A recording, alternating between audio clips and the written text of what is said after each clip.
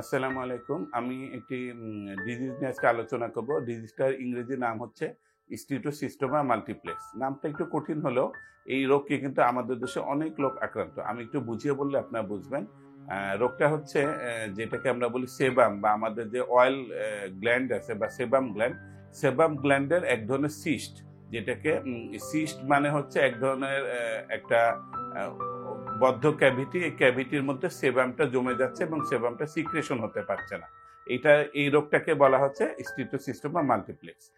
আপনারা যখন আমার এই ভিডিওতে ছবি দেখবেন তখন এই রোগটা সম্পর্কে আরো মানে সবাই জেনে থাকবেন। তো রোগটা সাধারণত ২ ধরনের হতে পারে। একটা হলো অটোজোমাল মানে জেনেটিক প্রিডিসপোজিশন, আরেকটা হলো হঠাৎ স্পোরাডিক। জেনেটিক যেটা হয় সেটা সাধারণত দেখা যায় একটু আর্লি এজে হয়।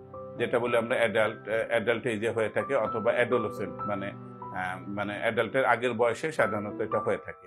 তো জেনেটিক এটা কোথায়, কোথায় হতে পারে? এটা সাধারণত দেখা যায় যে আ কমনলি বুকে হয়ে থাকে, চেস্টে, অ্যাবডোমেনে, পেটের দিকে, পিঠে হয়ে থাকে, এমনকি আর্মসে হয়ে থাকে, মাথায়, স্কাল্পে হয়ে থাকে, ফেইসে হয়ে থাকে, যেকোনো জায়গায় শরীরে হতে পারে। তো এটার দ্বারা এটা হলো জেনেটিক ফর্মে যেটা একটু আর্লি আসে। আর যেটা স্পোরাডিক মানে হঠাৎ করে চলে আসছে সেটা কিন্তু জেনেটিক কোনো প্রিডিসপোজিশন নাই, সেটা কিন্তু যেকোনো সময় হতে পারে। তো আমি এইসব অঙ্গ বললাম। আমার আজকে আলোচনা বিষয় হচ্ছে স্টিটোসিস্টোমা মাল্টিপ্লেক্স, যেটা স্ক্রোটামে হয়। ছেলেদের অন্ডকোষ বা স্ক্রোটামে হয়, সেটা নিয়ে আলোচনা করার বিষয়। সাধারণত আমরা এই রোগটা বেশ ভালো পরিমাণে পেয়ে থাকি এবং এই রোগটা সম্পর্কে না জানার কারণে মানুষ এটা নিয়ে অযথা ভয়ভীতি নিয়ে মধ্যে থাকে অথবা অপচিকিৎসা করে থাকে। যখন স্ক্রোটাম বা অন্ডকোষে ছোট, ছোট স্কিন কালারের অথবা হলুদ কালারের গোটা, গোটা হয়ে থাকে এবং দেখে মনে হয় যে এটা চাপ দিলে কোনো হলুদ রঙের ময়লা বের হবে অথবা মানে তৈলাক্ত কিছু বের হবে। এটা আপনার দেখলেই এই ধরনের রোগটাকে আমরা বলে থাকি স্টিটোসিস্টোমা মাল্টিপ্লেক্স। তো এইটা সাধারণত বিনাইন ডিজিজ, যেটা থেকে ক্যান্সারের দিকে টার্ন নেওয়ার সম্ভাবনা নাই। কিন্তু এটা যদি দীর্ঘমেয়াদী কেউ রেখে দেয় তখন দেখা যায় এই সিস্টগুলো আস্তে, আস্তে সংখ্যায় বাড়ে এবং একই সঙ্গে সাইজে বড় হয়। তো এক্ষেত্রে এই রোগের চিকিৎসা কিন্তু সাধারণত সবথেকে বেস্ট চিকিৎসা হচ্ছে এক্সিশন করে মানে কেটে অপারেশন করে ফেলা। এছাড়া এটাতে কিন্তু আমরা বিভিন্ন ধরনের লেজার সার্জারি করতে পারি। এটাতে অনেকে আছে যে পাঞ্চ করে ভিতরে ময়লাটা বের করে দিতে পারে।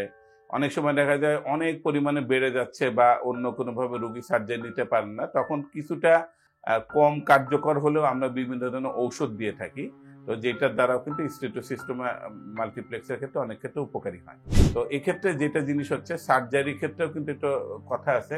অনেক ধরনের সার্জারি আছে কিন্তু আমরা চেষ্টা করতে হবে এই সার্জারিটার ক্ষেত্রে যে মানে ভিতরের ম্যাটেরিয়াল বা ভিতরের অংশটা বের করে দেওয়ার পরে যে স্যাক বা ক্যাভিটি বা যে থলিটা থাকে, থলিটা সহ অপারেশন করে ফেলা। কেননা এই থলি যদি ভিতরে রিটেনশন থেকে যায় তখন এই জায়গা থেকে কিন্তু আবার ওই ময়লা জমতে থাকে এবং একসময় সিস্টগুলো আবার হয়। এজন্য এক্সপার্ট হ্যান্ড দিয়ে সার্জারি করতে হবে এবং এই রোগটা সম্পর্কে একটা চিন্তা করে থাকতে হবে যে রোগটা কোনো ক্যান্সারের দিকে যায় না বা এটাই না। এটা এমন এক ধরনের টিউমার বা সিস্ট যেটা হচ্ছে বিনাইন, যেটা হলো থাকলে আপনার কোনো ক্ষতিকর নাই। তবে অনেক ক্ষেত্রে পেশেন্টরা আমাদের কাছে এটার জন্য এসে থাকে এই কারণে, যখন এই রোগটা হচ্ছে আস্তে, আস্তে উনি বলছেন যে আমার এই জায়গায় চুলকাচ্ছে বা বলছেন যে আমার এই জায়গায় ব্যথা করছে। সচরাচর কিন্তু চুলকানি বা ব্যথা করার কথা না। দেখা যায় আমি যেমন পেয়ে থাকি, দেখা যায় ৫ বছর, ৭ বছর, ১০ বছর ধরে এই রোগ নিয়ে আছেন। যেহেতু সমস্যা হচ্ছে না উনি ডক্টরের কাছে আসছেন না। যখন চুলকায়, ব্যথা করে তখন এটা এসে থাকেন। অনেক সময় এই জায়গাতে যেহেতু থলি একটা মানে অ্যাবনরমাল জিনিস, তো এই জায়গা থেকে কিন্তু ইনফেকশন হতে পারে। ইনফেকশন হলে পুজ হবে, ব্যথা হবে। তখন এইসব কারণে রোগী এসে থাকে। তো এইজন্য এইটা নিয়ে কোনো ভয় পাওয়ার কিছু নাই। আর আপনারা যদি এটা চিকিৎসা চান, সচরাচর বেস্ট চিকিৎসা এবং পার্মানেন্ট চিকিৎসা হচ্ছে অপারেশন বা প্রসিডিউর এর দিকে যাওয়া। যদি এক্কেবারে সেটা সম্ভব না হয়, কোনোভাবে আমরা খাওয়ার ওষুধে কিছু সময়ের জন্য এটা মেইনটেইন করতে পারি। তো রোগ সম্পর্কে সচেতন থাকবেন এবং আমাদের সঙ্গে থাকার জন্য ধন্যবাদ।